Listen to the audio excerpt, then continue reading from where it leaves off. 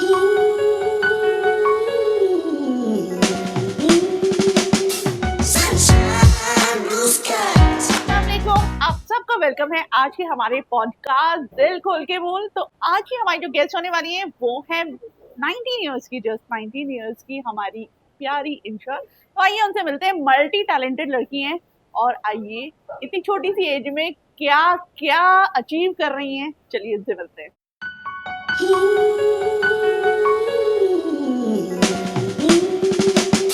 Sunshine, blue skies.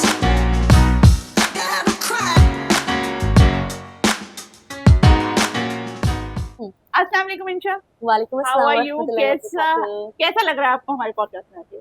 Blessed, grateful. Okay, तो first of all मुझे आप ये बताइए, जैसे कि आपने मुझे बताया था इतनी छोटी सी एज में इतने सारे फेदर्स आप अपनी हैट में लगाए हुए घूम रहे हैं, उसके पीछे क्या राज है? जरा सा कुछ बताओ यार। डेडिकेशन, ऑफ कोर्स, मतलब किसी चीज को पाने की जो इच्छा होती है, हाँ, डेडिकेशन, तो वो अगर हो तो हम कर सकते हैं। Of course I agree to it. और तुमने मुझे बताया था कि तुम एक एस्पायरिंग पायलट हो, या मैं तुम स्टारिंग एक टैलेंट। टीचर हो, तुम अपनी इंग्लिश क्लासेस भी चलाती हो और साथ में बहुत प्यारा लिखती भी हो। तो ये सब क्वालिटीज आपको कहाँ से मिली? थोड़ा सा उस पर रोशनी डालो। मैंने अपनी स्किल्स इनहांस की। Actually writing is my coping mechanism, तो I love to do journaling and writing, क्योंकि उससे ना हल्का लगता है लिखने के बाद। तो definitely I for agree. Example coping mechanism is a thing कि हमें जब हमारा दिल भारी होता है तो जब हम लिखने बैठते हैं तो उससे हल्का होता है। फॉर एग्जाम्पल किसी का दिल भारी हो रहा है तो वो रोने लगता है, ठीक। तो उसी तरीके से सबके अपने अलग अलग कोपिंग मैकेनिज्म होते हैं, मतलब किसी बात की तरफ, किसी टेंशन की तरफ डील करने का जो हमारा तरीका होता है, that is known as coping mechanism. तो मेरा तो लिखना है, राइटिंग, इसलिए मैंने फिर लिखने लगी एंड लिखते लिखते मेरी स्किल्स इतनी अच्छी हो गई कि now my book is gonna be publish with in 2 months। माशाल्लाह माशाल्लाह, मतलब इतनी छोटी सी एज में आपने एक बुक भी लिख डाली है और वो 2 महीने के अंदर इंशाल्लाह पब्लिश भी इंशाल्लाह, होकर श्योर आने श्योर। वाली है। हाँ, सो नाइस ऑफ यू। दोबारा आऊंगी आपके पॉडकास्ट पे बुक टच करने के बिल्कुल लिए। बिल्कुल, इंशाल्लाह जरूर, इंशाल्लाह। बिल्कुल। अच्छा इंशा, थोड़ा सा अपने बैकग्राउंड के बारे में बताओ। मैंने आपका हम्म, सुना है काफी स्ट्रगलिंग बैकग्राउंड रहा है yes, और मेरे ख्याल से ये आपके लिए काफी टीचिंग माइलस्टोन भी रहा है। हाँ तो थोड़ा सा उस पर बताओ ताकि हमारी ऑडियंस को मोटिवेशन मिले। जी, आप जैसे बच्चों जो इतनी कम एज में इतना कुछ अचीव कर सकते हैं, तो why not, please. Yes sure, if मैं कर सकती हूँ देन आप भी कर सकते हैं, ऑफ कोर्स। तो basically my mother was from Kashmir and my father was from Afghanistan. And then secondly my mother raised us by herself, क्योंकि our father left us when I was 5। तो पापा तो चले गए थे, देन मम्मा ने अकेले ही रेस किया था।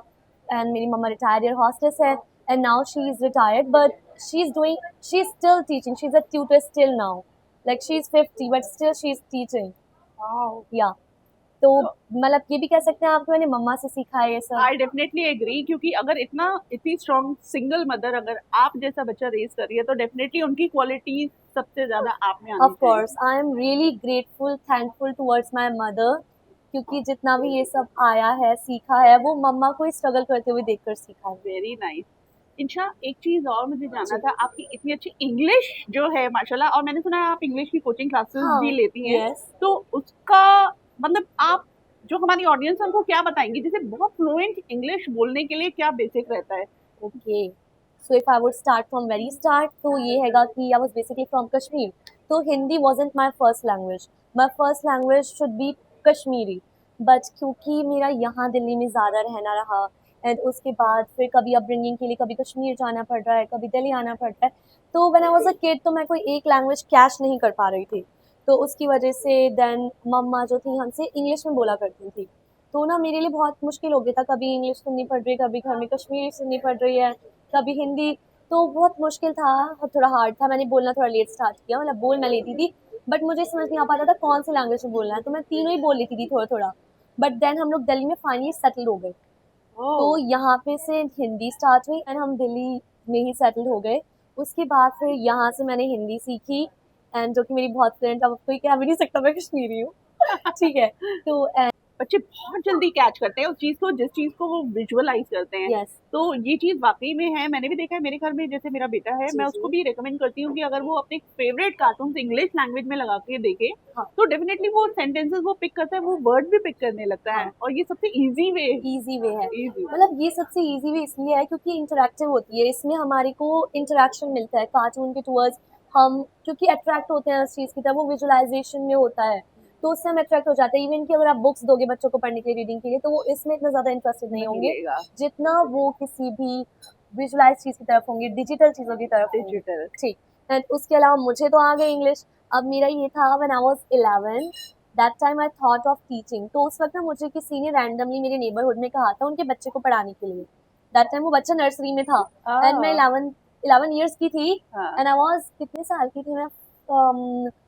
11 ईयर्स की थी and I was in 5th और 6th हाँ क्लास। 5th 6th क्लास का ठीक, बच्चा होता है, ठीक। 11th class. तो 5th 6th क्लास में थी मैं। तो मैंने उसे पढ़ाना जब स्टार्ट किया तो आई गेट 300 रुपीज, तो मुझे बड़ा मजा आया कुरकुरा मतलब खाने 11 में। साल की बच्ची अगर 300 रुपए भी कमा रही है, वो भी हाँ। अपनी मेहनत से, तो ये हाँ। बहुत बड़ी बात हाँ, होती उस है। वक्त मेरे लिए बड़ी बात थी। बहुत मुझे क्या बड़ी करना बात था, है। मुझे कुरकुरे चीज ही खानी होती है सबसे। तो डेफिनेटली, और ये बहुत बड़ी इंस्पिरेशनल और मैं कह रही हूँ मोटिवेशनल बात है कि 11 साल का बच्चा क्या होता है। बहुत रेयरली मैंने ऐसे बच्चे देखे हैं कि वो अपनी मेहनत से एटलीस्ट अपने उसके पॉकेट मनी का तो इंतजाम हो ही जाता हाँ, है। Pocket money. ठीक है, तो क्योंकि स्टार्टिंग में मेरा ये थोड़ी ना था कि मुझे अपने घर को संभालना है। स्टार्टिंग में इट वाज कि मुझे अपने लिए करना है, पॉकेट मनी, चीज़ खाने के लिए, कुछ छोटा-मोटा चाहिए उसके लिए। तो चलो ठीक है भाई, पढ़ाते हैं। तो पढ़ाना स्टार्ट किया। देन मैंने और स्टूडेंट्स पढ़ाए, ज़्यादातर मेरे नेबरहुड के होते थे एंड अब वो घर पे आते थे पढ़ने, क्योंकि मैं खुद छोटी थी, पढ़ाने कहाँ जाऊँगी। हाँ देन वो पढ़ने आते तो बच्चे भी छोटे हुआ करते थे। सही। तो उसके बाद लॉकडाउन लग गया था। हाँ देन इन लॉकडाउन मैंने देखा कि ऑनलाइन क्लासेस भी एक चीज़ होती है। हाँ उससे it hit in my brain at point कि ना मुझे भी ऑनलाइन पढ़ाना चाहिए। एंड आई थॉट कि जब लॉकडाउन ओवर हो जाएगा, लॉकडाउन खुल जाएगा, तो मैं भी ऑनलाइन पढ़ाऊँगी। तो फिर लॉकडाउन खुला एंड आई वाज इन 9। उसके बाद 9th में तो मैंने नहीं पढ़ाया, बट 9 में जब मैं थी लॉकडाउन ओपन हो गया था। जब मैं 10th में आई तो आई वाज लाइक ठीक है अब स्टार्ट करना है। देन मैंने अपना इंग्लिश ग्रुप बनाया जिसमें मैं स्टूडेंट्स को पढ़ाती थी। ओके। सोशल मीडिया से मुझे मिले अपने बहुत सारे students.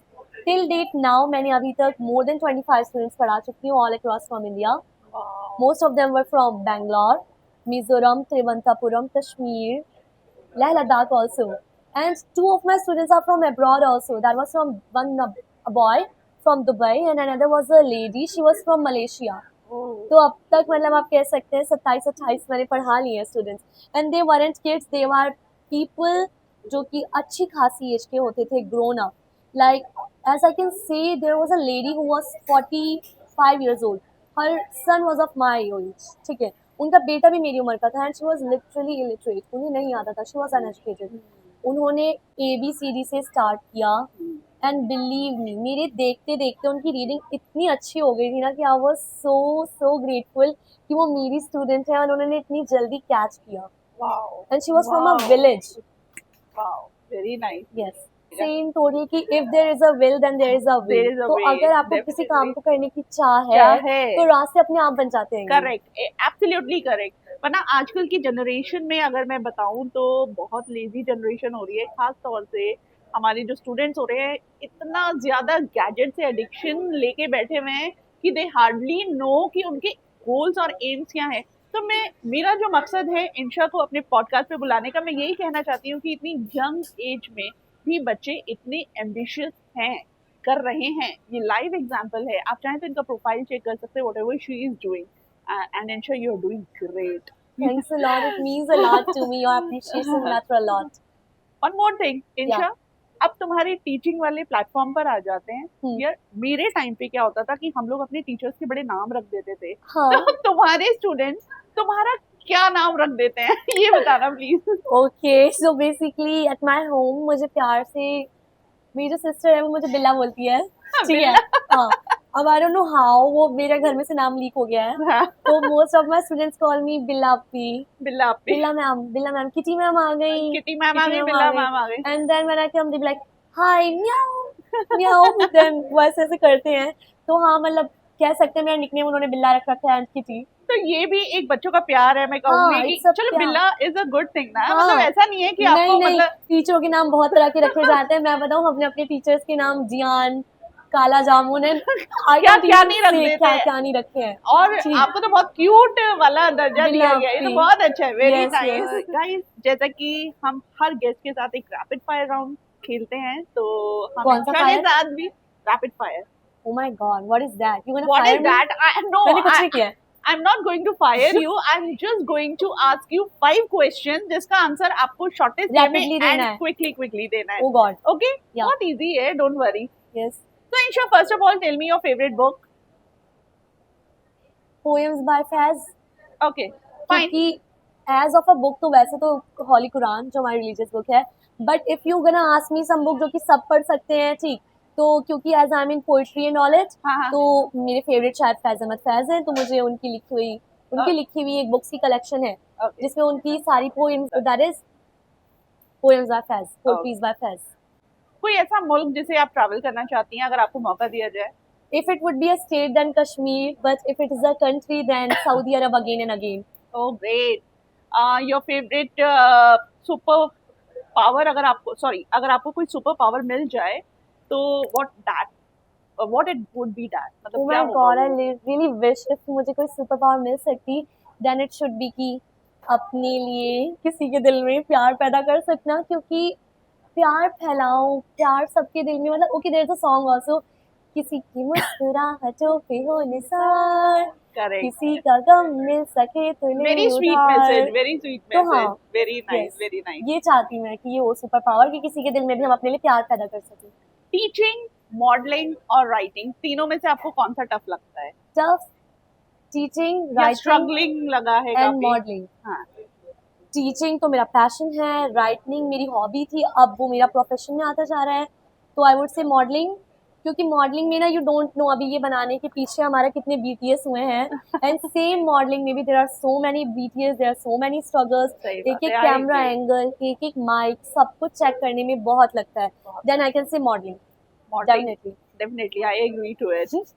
Okay, so here we come to the end of this podcast. So, any one good message you want to give to our audience? हमारी audience को कोई अच्छा पैगाम आप देना चाहती हैं तो प्लीज।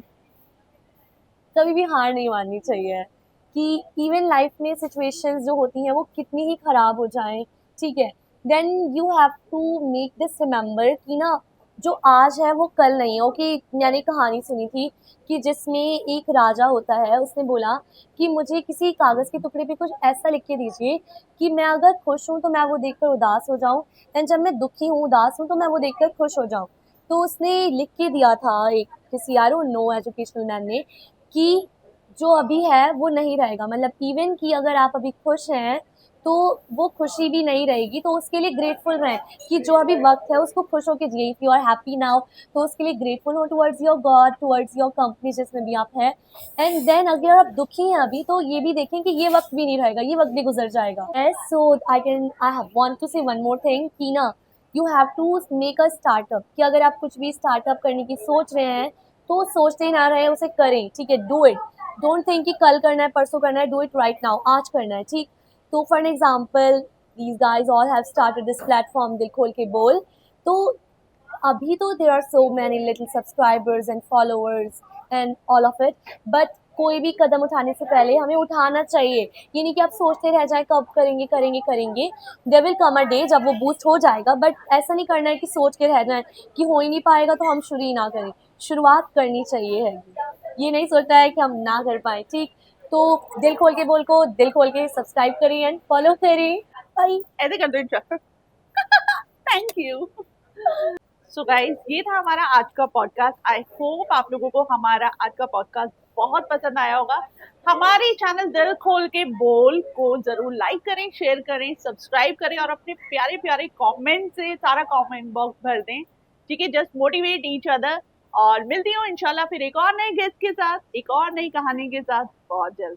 अल्लाह हाफिज।